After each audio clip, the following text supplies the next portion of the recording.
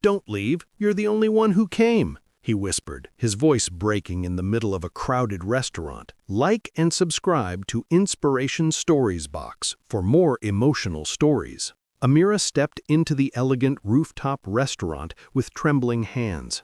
She wasn't used to blind dates, especially not with someone described as successful but distant. She assumed he would be arrogant, cold, or simply uninterested like every other man she'd met. Her heart raced as she approached the table number she had been given. But when she saw the man sitting there, she froze. He looked nothing like a typical CEO. His shoulders slumped, his tie loosened, and his eyes tired yet lonely. This was Adrian Cole, a renowned single-dad CEO who had been avoiding relationships ever since his wife left him and their little boy without warning. When he saw Amira approaching, he stood quickly, almost too eagerly. "Hi, you must be Amira." His voice cracked slightly, betraying the nerves behind his polished exterior. Before she could respond, the hostess placed 2 menus on the table. Then suddenly, 2 women who had also been invited by his well-meaning friend walked in, glanced at Adrian, and whispered to each other before walking right back out, laughing softly. Adrian looked down in embarrassment. Amira felt a sting in her chest as she saw it.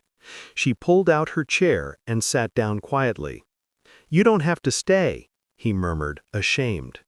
But Amira simply smiled. "I want to." His eyes lifted, surprised.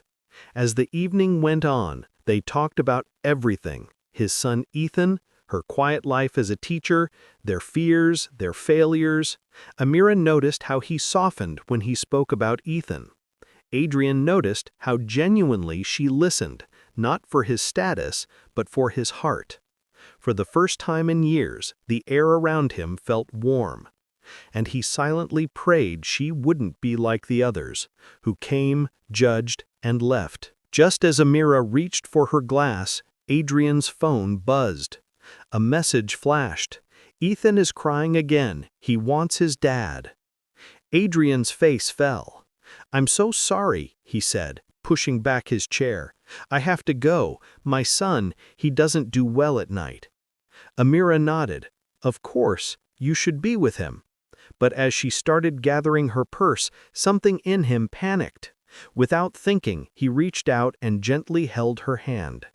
"Don't leave," he whispered, his voice shaking.